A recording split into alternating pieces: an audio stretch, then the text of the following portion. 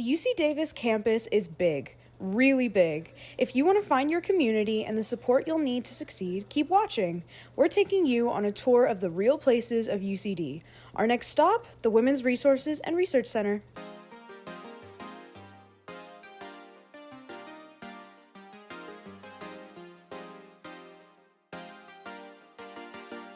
Welcome back to the Real Places of UCD. This is the Women's Resources and Research Center. My name is Varuna. I use she, they pronouns, and I'm a community organizer here at the WRRC. I'm Neha. I use she, her pronouns, and I'm a co-STEM coordinator here. Let's go in. This is the reception front desk area. This is where you can find all our scholar staff, like sitting, chilling. We have places to sit, we have couches, study, whatnot. And this is the front desk, obviously. This is where you can find Scantrons, Blue Books, pregnancy tests. And if you have any questions, definitely talk to our front desk person. But also, if you ever are in need of crisis counseling, we have our career staff who are trained to deal with that. So you can always come and speak your truth.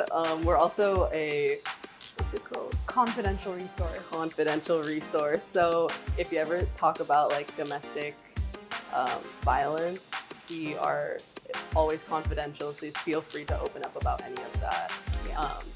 So talk to the front desk if you need anything. And then this is our pantry where we have a lot of hygiene products, safer sex products, anything like that.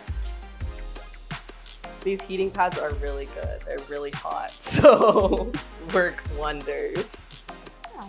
We're also a child-friendly space because we have student parents coming in a lot asking for resources. We have our diaper closet that happens. The hours keep changing. They are on our Instagram and our website. But we have our little kids station with their little table, and we've got coloring books and crayons and stuff. And so for when the kids come in and they need to be occupied for a little second. Let's head over to the library. So this is our library space. This is where students can access free printing. We have our little printing desktop right over here. That's Toni, our printer. She's named after Toni Morrison, the feminist. We have our library. We have been trying to change it up a little bit. Our library used to consist of a lot of academic texts, along with some texts that weren't even related to feminism. And so we're trying to curate it a little bit more to be more accessible, more feminist memoirs, fiction, creative nonfiction, stuff like that. So this is our current collection right now. This is also just a study space for students to come in and use as they please. We also have students that nap in here sometimes. And then we have our little tea corner over there where students can just come and get tea and, have something nice to drink while they're going through it and studying. Yeah. And now we'll head over to the RBL, the Rector's Babes Lounge. But on the way, this is our hallway where we have our little bulletin board with ongoing or current upcoming events going on from our fellow centers, but also just little clubs on campus as well.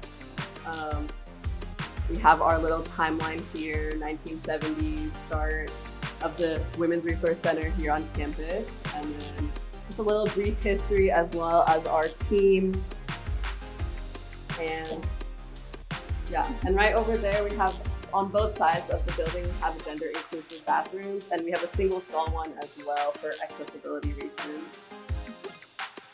Also on our walls, we have posters and flyers from previous programs that we've had before. So we have our Black Futures Month flyer from 2019 that has all the programming that we had for that month. We have Out on the Quad, which used to be a little Pride celebration that we did towards the end of May. And then we have our little Semana de la Comunidad summit that happened in 2019.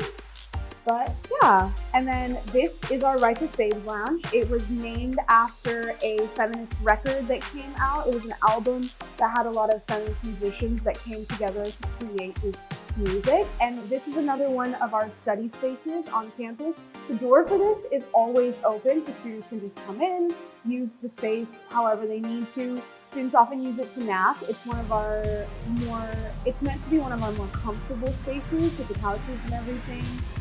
And also, if organizations want to have like club meetings or they want to reserve a space to meet and gather and stuff like that, this is one of the spaces that organizations can reserve, and all of that information is also on our Instagram. And now moving on to the community office. This is for more like if you have just like 1 or 2 people that want to study together, you can reserve this space.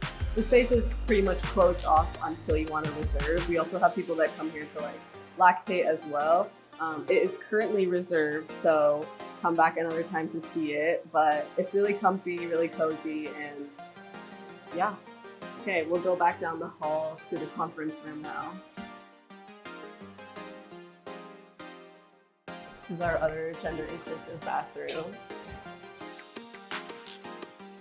This is our conference room. This is where we have some of our larger meetings. If we are having a team retreat, oftentimes we'll come in here. The art on the walls is from students in our community that made art for our center.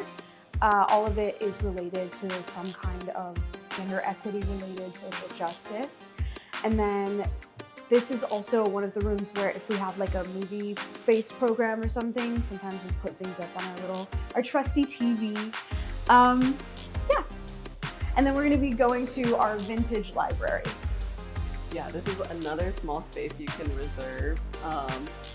It's also a napping space. It's just another study space as well. And you want to talk about the books? Yes, so the vintage library is full of vintage feminist texts going from 1991 and onward. This is also one of the collections that we're working on curating to focus on a little bit more on our values and our mission. So these are all intersectional feminist texts that are a little bit more accessible, so people can gain information from them without having to like think super hard about it the way that feminist texts can be like in old school literature. It is currently still in the process of being set up. That's why the shelves aren't full, but we have been working on setting it up to make sure that students have accessibility to feminist literature and can, be able to learn as much as we can from previous feminist scholars, because I think that we think sometimes that old school stuff is like not great, but sometimes these people really knew what they were talking about. So we want to hold on to what we can and let go of what we can't. Well, those are all our spaces, but I hope you come look at our Instagram for any upcoming programs. Hope this sparks some curiosity for what our space holds for you. Yeah, I'll walk you out.